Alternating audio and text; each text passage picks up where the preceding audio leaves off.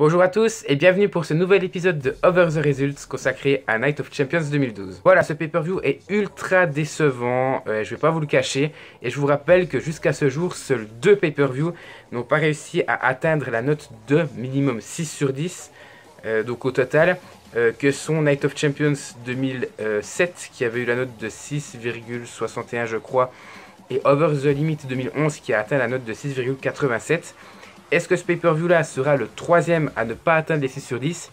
Je vous laisse vérifier ça à travers cette vidéo. En attendant, comme d'habitude, je vous laisse laisser un like sur cette vidéo si vous avez aimé le pay-per-view ou à mettre un dislike si vous ne l'avez pas aimé. Premier match, le Miz bat Cody Rhodes, Sin Cara et Rey Mysterio pour conserver son titre intercontinental dans un Fatal 4-Way match ultra ennuyeux. Vraiment, je ne vais pas vous le cacher. Ce match en fait, il est chiant. Pourquoi? Parce qu'il n'y a pas d'ambiance, il n'y a pas de rythme, il n'y a pas d'interaction avec le public. Et juste pour vous dire quand même, on avait à ce moment-là quand même 4 lutteurs qui soient face ou heel qui jouaient pas mal avec le public. Que ce soit Rey Mysterio qui va mettre les masques sur la tête de ses jeunes fans, que ce soit Sin Cara qui venait de débuter, il n'avait pas forcément énormément de pop, donc il était obligé, c'était même pas un choix, il était obligé d'interagir avec le public. Cody Rhodes mettait les sacs, je crois, à moins que ce soit plus tard, mais en tout cas il jouait beaucoup sur les masques qu'il fallait mettre sur les gens dans le public, et le Miz était détesté de tout le monde parce qu'il jouait son rôle de heel à merveille. Et là on n'a aucune interaction durant le match avec le public. Je trouve ça grave, je trouve ça vraiment grave et ça m'a choqué. J'en parle quasiment jamais dans mes vidéos, l'interaction catcheur public. Mais là, je trouvais quand même dans un opener où on doit mettre un petit peu tout simplement la hype pour la suite. Et surtout, on a 4 des meilleurs lutteurs avant à la WWE. Je trouve ça quand même assez triste. Surtout qu'on a, et surtout par rapport au reste du match, quoi. Je veux dire, je parle même pas forcément que de l'interaction avec le public. Au niveau du match, on se fait chier, on se fait littéralement chier, alors qu'on a 2 grands voltigeurs de l'époque, dont un qui faisait pas mal de botch, mais là c'est pas arrivé, et 2 des plus grands heels que je surkiffais et que je surkiffe toujours. Donc je trouve que c'est vraiment médiocre pour un début de pay-per-view, mais vous le voyez, j'ai pas mis une si mauvaise note que ça. Pourquoi? Parce qu'il y a la fin. Le match dure 12 à 13 minutes. Et on va dire les 3 dernières minutes sont bien meilleures. Il y a plus de rythme. Et de toute façon, le finish, il est assez inédit. Et je vais vous en parler maintenant. À l'époque, bon, je l'ai dit, Cody Rhodes était assez obsédé par les masques. Il avait eu sa rivalité avec Rey Mysterio auparavant. Puis il était en semi-rivalité avec Sin Cara. Et là, il se retrouve dans un match avec 2 lutteurs masqués. Donc le but, en fait, de Cody Rhodes, il va essayer d'enlever le masque de Sin Cara. Il ne va pas y arriver. Et à un moment donné où Sin Cara avait le contrôle du match, il va sortir un deuxième masque donc de lui, de Sin Cara, de sa poche, essayer de le mettre à Cody Rhodes, il ne va pas y arriver, et finalement il va réussir à mettre sur le Miz. Donc le Miz sera jusque là, donc il n'aura pas les yeux du masque, on va dire, au niveau de ses yeux à lui. Donc il sera totalement aveuglé. Et donc Rey Mysterio est à l'extérieur du ring, le Miz est aveuglé sur le ring, et on a au centre du ring, ça fait beaucoup de ring dans la même phrase, Sin Cara et Cody Rhodes qui se battent. Et à un moment donné où Cody Rhodes allait porter son Crossroads, donc sa prise de finition sur Sin Cara, on a le Miz qui bouscule Sin Cara à l'aveugle et qui arrive tout de même à porter un Skull Crushing Finale, donc sa prise de finition sur Cody Rhodes, et à terminer le match tout simplement en étant aveuglé. Donc vous voyez, aujourd'hui, donc nous sommes, au moment où je fais cette vidéo, nous sommes en 2017, le Miz est toujours champion et j'espère qu'il le sera toujours au moment où vous regardez cette vidéo, normalement fin janvier 2018. Et le Miz était déjà dans un très bon règne de champion intercontinental en 2012. En tout cas, un règne où il arrive à être crédible, à gagner dans un match Fatal 4-Way en étant aveuglé. Je trouve ça assez fort quand même pour le préciser. Et j'avais envie d'en parler dans ce match-là parce que le Miz, franchement, j'espère qu'il deviendra le plus grand champion intercontinental de tous les temps. Vraiment, je pense qu'il peut mettre les règnes majeurs, même si ça fait 6 ans qu'il n'en a plus au moment où je tourne cette vidéo, de côté et vraiment se consacrer sur le titre intercontinental. Bref, dans tous les cas, ce finish rattrape un petit peu le tout, mais vous le voyez, c'est pas encore ça pour que ça atteigne la moyenne. J'ai mis la note de 5,5 sur 10.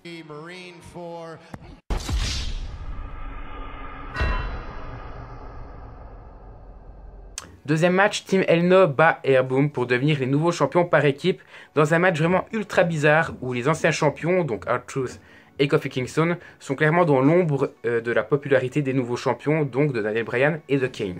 Cependant, j'ai mis énorme ambiance et tout est centré, comme j'ai dit, sur les nouveaux champions. Pourquoi?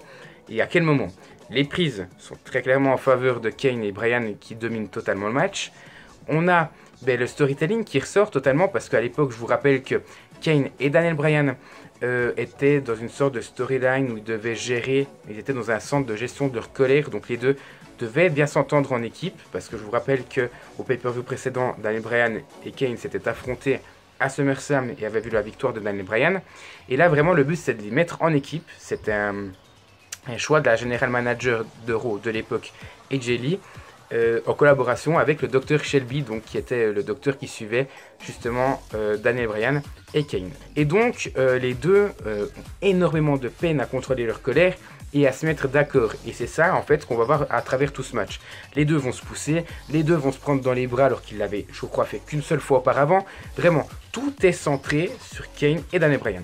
Donc d'un côté c'est bien, mais d'un autre côté ça décrédibilise tellement les deux champions au moment du match, qui étaient Kingston et Truth, et je trouve ça dommage un petit peu. Et même le finish va être joué sur le côté maladroit de Kane et Bryan qui ne s'entendent pas, donc ça va totalement décrédibiliser Kingston et Truth. Je vais vous l'expliquer d'ailleurs, ce finish. Au bout d'un moment, on aura Kane qui va faire un hot tag, un blind tag pardon, sur Daniel Bryan. Daniel Bryan ne va pas être content, et puis Kane va aller sur la troisième corde pour essayer de faire une descente, une sorte de super clothesline du haut de la troisième corde. Et puis les deux vont se prendre la tête alors qu'ils sont l'un à côté de l'autre. Et on a, je crois, Kofi Kingston qui veut essayer, qui arrive sur la troisième corde pour prendre Kane et lui faire une German suplex. Il va pas y arriver parce que Daniel Bryan va retenir le pied de Kane tout simplement pour pas qu'il parte avec. Et donc Kingston part seul à l'arrière, donc va s'écraser contre le ring. Kane est toujours sur la troisième corde, et au lieu que les deux s'entendent bien, Kane va pousser Daniel Bryan. Et Daniel Bryan, qu'est-ce qu'il va faire? Il va arriver, il va mettre un coup de pied sur le dos de son partenaire et va pousser Daniel Bryan sur le ring. Et ironie des choses, Kane va tomber inconscient sur Kingston. Et 1, 2, 3, Daniel Bryan et Kane deviennent les nouveaux champions par équipe. Donc vous voyez que c'est assez bizarre quand même, parce que tout est fait sur Daniel Bryan et Kane, ce qui n'est pas mauvais en soi, mais ça décrédibilise Kingston et Truth, qui n'avaient peut-être pas besoin de terminer leur mauvais règne de cette manière-là. Voilà, j'ai marqué, il n'y a quasiment aucune prise sur ces 9 minutes de match. C'est un peu dommage parce que tout est joué encore une fois sur Kane et Daniel Bryan, sans forcément voir un match. Et j'ai marqué le segment qu'on aura plus tard entre Kane, Bryan, le Dr Shelby et AJ Lee est l'un des meilleurs moments de l'année 2012 avec les I am the Tag Team Champions. Donc Kane et Daniel Bryan disent « Je suis le champion par équipe, toi tu n'es qu'un serviteur ». Donc les deux sont persuadés qu'ils sont les seuls champions par équipe, donc il n'y a qu'un seul champion par équipe pour eux. Vraiment, ce segment est juste hyper drôle, il est hilarant et je vous conseille d'aller le voir si vous ne l'avez jamais vu. Il est incroyable et je pense que ce sera d'ailleurs le titre de la vidéo. Enfin bref, vous l'avez compris. L'angle Daniel Bryan Kane est bon. Le match l'est un peu moins, c'est pour ça que j'ai mis la note de 6,5 sur 10 seulement.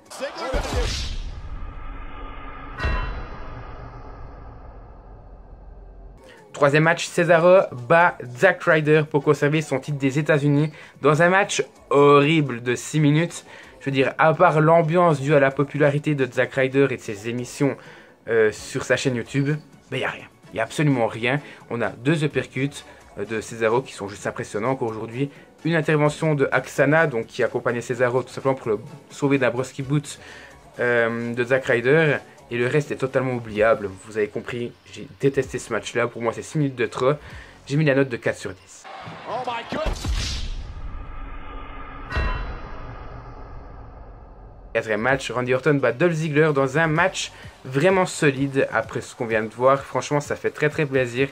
Une petite déception, Dolph Ziggler qui perd parce qu'il a vraiment dominé les 3/4 du match. Mais il perd vraiment sur un magnifique RKO, donc un inédit à la manière de ce qui s'est passé à WrestleMania 31 entre Orton et Rollins. C'est un très beau RKO, mais je trouve ça un petit peu dommage parce que j'aurais aimé déjà que ça dure plus longtemps, parce que Ziggler perd sur le seul RKO du match. Et puis surtout, ce qui me dérange, c'est qu'Orton, c'est pas l'Orton qu'on connaît, de ce qu'on a connu en 2009-2010. Je trouve que Orton est totalement minimaliste dans ce match-là, et c'est vraiment Ziggler qui va porter le match quasiment du début à la fin. Je vous l'ai dit, Dolph Ziggler va dominer les 3/4 du match, mais dans les seuls moments où Orton gagne, c'est lent, c'est pas construit, on sent qu'Orton galère. Enfin bref, pour moi, ça va pas dans les périodes d'Orton, mais la période où Ziggler domine, c'est vraiment du très bon. Et j'ai marqué, il est pas mauvais, mais il est un petit peu trop classique. C'est juste ça que je reproche. Je trouve que Ziggler et Orton ne vont pas bien ensemble parce que Ziggler est un très bon bumper, un très bon seller si je peux dire ça comme ça, mais beaucoup de rythme, et Orton c'est plutôt l'inverse. Orton a tendance à vraiment ralentir, donc pas forcément utile de les mettre en rivalité, surtout que je me souvenais plus du tout qu'ils étaient en rivalité. Mais à part ça, je veux dire, le boulot que fait Ziggler durant pratiquement les 18 minutes de match est juste incroyable, et je trouve ça énorme d'avoir un lutteur comme ça. C'est lui qui va mettre d'ailleurs ce match à la note de 8 sur 10 selon moi.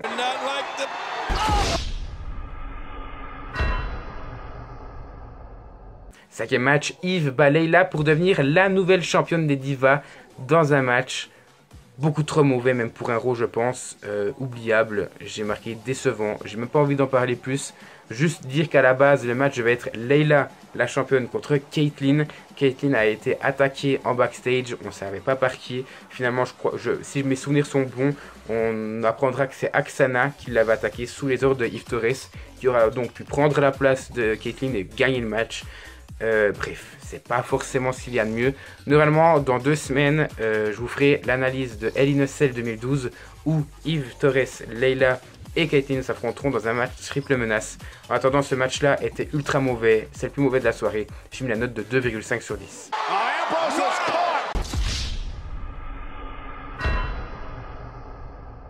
Sixième match, Sheamus bat Alberto Del Rio pour conserver son titre poids lourd dans un match. Encore une fois, roulement de tambour pour Sheamus Alberto Del Rio. Vous savez que je n'aime pas, de mémoire, je n'avais pas aimé cette rivalité. Finalement, j'avais été surpris à SummerSlam 2012 avec un très bon match de Sheamus et Del Rio où j'avais mis la note de 8. Et ce match-là est encore meilleur. 14 minutes d'un match excellent, tout simplement, il faut le dire. Je suis étonné, encore une fois, en bien. C'est le 3e match entre eux et ça marche plutôt bien. Il y a une bonne alchimie vraiment entre les deux. Et même Del Rio fait quelque chose. Enfin, je veux dire, souvent j'accusais Del Rio dans sa période 2012-2013, mais franchement, Del Rio amène un côté brutal comme j'aime. Juste remettre les choses dans leur contexte. À la base, ça devait être un match où le Brogue Kick devait être interdit. Finalement, d'une manière tellement maladroite, le général manager de SmackDown, donc Booker T, va revenir avant le match et dire finalement le Brogue Kick est autorisé. J'ai même pas envie d'en parler plus parce que pour vous qui ne suivez pas la storyline, qui suit juste mes résultats et mes avis, c'est inutile à souhait, mais juste pour vous dire, c'est maladroit. Mon Dieu, on parle des choses maladroites aujourd'hui en 2017, mais en 2012, putain, qu'est-ce que c'était mauvais. Bref, je mets une petite parenthèse sur ça, je la ferme. Sinon, j'ai marqué une ambiance de dingue, avec un public qui réclame le cash de Ziggler, finalement on ne l'aura pas. On aura le Brogue Kick et le Juji Gatame, donc les prises de finition de respectivement Sheamus et Del Rio, contrées plusieurs fois. Et par contre, à la fin, ça passe. Et on croit même que Sheamus va abandonner sur le Juji Gatame, mais finalement non. Et à la fin, il y aura un Brogue Kick de Sheamus, puis victoire. J'ai marqué très bon match, vraiment. Pour moi, il manque juste un petit truc. Un petit truc, peut-être un cache de Ziggler. Peut-être juste qu'il tente de cacher, pas forcément qu'il le cache direct là. Parce qu'on sait qu'il va cacher bien plus tard, même durant l'année suivante, donc au pay-per-view après WrestleMania. Mais vraiment, au moins qu'il tente quelque chose. Ça m'aurait fait mettre à 3 sur 3 dans le personnel. Finalement, je mets que 2,5 sur 3 dans le personnel, donc la note arrive à 9,5 sur 10.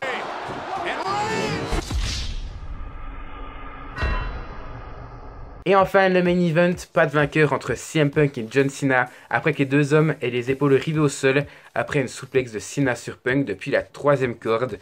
Donc CM Punk conserve son titre de la WWE, et j'ai marqué dans un très bon match de 27 minutes. 26 minutes 55 pour être précis, mais voilà, 27 minutes de très bon match. Et je trouve que il y a pas un rythme de malade. Je sais que des gens, certaines fois, ils vont regarder les matchs que je juge très bons à 10 sur 10, parce que vous le voyez de toute façon sur la vidéo, sur le visuel de la vidéo que j'ai mis 10 sur 10. Je sais que des fois, les gens vont regarder les matchs où je mets des 10 sur 10. Ne vous attendez pas à un match de ouf non plus. Je vais m'expliquer pourquoi je mets 10 sur 10. Parce qu'il n'y a pas un rythme de malade, mais ça suit un selling, une construction de match qui est juste extraordinaire à mon sens, et qui est peut-être le meilleur de l'année en termes de construction. Je ne parle pas forcément en termes de catch, mais c'est d'une logique, d'une fluidité. Ce match est d'une perfection scriptement parlant, si je peux dire ça comme ça. Mais bref, on a 3 phases dans ce match-là, et 3 phases à peu près de 10 minutes chacune. On a la première phase, qui est une phase de soumission pendant 10 minutes. On aura un match ultra technique, où principalement CM Punk portera des prises de soumission, mais Cena fera pareil. Donc juste pour cette séquence de 10 minutes, c'est pas impressionnant, mais les deux vont déjà être crevés. après 10 minutes de match. Donc si le match se terminait 3 minutes après ça, j'aurais été saoulé. Mais finalement pas du tout, le match dure 27 minutes et va déboucher donc sur la deuxième phase, qui est une phase de contre, où vraiment aucun des deux hommes n'arriveront à apporter une prise de finition sans se faire contrer. On aura par exemple CM Punk qui va faire un GTS, puis ça va être contré en STF, qui sera contré en Anaconda Vice, qui sera contré en Crippler, enfin bref, en Crossface, pardon, il y a beaucoup de contres et aucun des deux n'arrive à faire une prise à l'autre. On entend les cloches, c'est génial, je continue par contre, c'est pas grave. Enfin, on aura la troisième phase que j'ai appelée la phase de finition, où il y a une pluie de finish. 2 attitude adjustments qui n'arriveront pas au compte de 3. 2 GTS qui n'arriveront pas au compte de 3. On aura même un rock bottom de Punk. D'ailleurs, c'est sur lui qu'il avait fait son heel turn au Raw 1000, donc en juillet, donc c'était 2 mois avant ça. Sur Cena, donc petite référence à la rivalité et au match qu'il y avait eu le premier affrontement entre Rock et Cena à WrestleMania de la même année. On a même plusieurs Anaconda Vice et plusieurs STF qui sont cette fois-ci portés, mais qui n'arriveront pas à faire abandonner l'autre. Ça ne suffira jamais. Donc vous voyez, j'aurais pu mettre un 9 sur 10 parce qu'il y a un petit botch de Punk. Au moment donné, il va sauter de la troisième corde et il va louper Cena. C'est un peu mal fait et il n'y a pas tous les domaines qui sont respectés. Donc subjectivement, j'aurais dû mettre un 9 sur 10. Mais je mets à 10 sur 10 parce que, comme je vous le dis, le match est extrêmement bon, extrêmement bien construit et avec un bon finish que je vous ai déjà parlé en partie. Mais je vais en parler un peu plus maintenant. On a eu cette souplesse donc de Cena sur Punk depuis la troisième corde. Donc les deux vont tomber sur le ring et donc Cena va faire un tombé. Juste après ça, il y aura le compte de 3. La musique de Cena retentit dans l'arène. Justin Roberts annonce Cena comme nouveau champion. Célébration de Cena pendant 1 minute. Puis l'arbitre va intervenir et va lui prendre la ceinture et la donner à Punk. Pourquoi? Parce que au moment du tombé, les deux lutteurs avaient les deux épaules rivées au sol sur le ring. Finalement, on annonce que CM Punk conserve sa ceinture. Cena va parler à l'arbitre pour dire que c'est pas vrai. Finalement, on voit le ralenti et on voit que c'est vrai. Puis Punk arrive par derrière, coup de ceinture dans la tête de Cena et repart avec Paul Heyman, donc qui accompagnait CM Punk pour ce match-là, en coulisses. Que dire de plus? C'est parfait. C'est parfait. Et pour toutes ces choses-là, je suis obligé de mettre un 10 sur 10 parce que bien construit, bon finish, bon in-ring. C'est très rare d'avoir ça.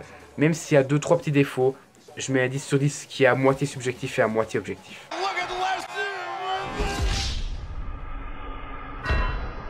La note finale, on additionne toutes ces notes, on divise par 7 qui est le nombre de matchs. Et on arrive à la note de 6,57. Et vraiment, on passe pas loin de la catastrophe. On dit merci aux 2 matchs pour les titres majeurs. Sans Sheamus contre Del Rio et sans Cena contre Punk, je pense qu'on serait largement en dessous des 6, voire même peut-être le pire pay-per-view jamais vu. Donc merci. Dites un grand ouf. On n'a pas on n'a pas assisté au 3e pay-per-view qui n'atteignait pas la note de 6. Merci aux 2 derniers matchs. Comme j'ai dit, 6,57 sur 10. Il a quand même la 87e place, ce qui est pas bon du tout. Voilà. Bref. Un grand merci à vous d'avoir suivi cette longue vidéo. Ça fait très longtemps que je n'étais pas arrivé presque aux 20 minutes. Donc un grand merci à vous d'avoir suivi cette vidéo. N'oubliez pas de mettre un petit like si vous avez aimé le pay-per-view, un petit dislike si vous ne l'avez pas aimé. Et à vous abonner si ce n'est pas encore fait. Donc pas de sondage au début comme je vous l'ai fait. Je ne vous demande pas votre match préféré. Ça reviendra vraiment très très vite. Là j'ai pas eu le temps de vous en faire un. Mais je vous fais un sondage dès maintenant. Donc n'hésitez pas à y répondre. Ma question en fait c'est... selon vous, est-ce que le Cena Punk mérite un 10 sur 10? Voilà, n'hésitez pas à le mettre dans le petit i là-haut. Et nous, on se retrouve tout bientôt pour la suite de la chaîne.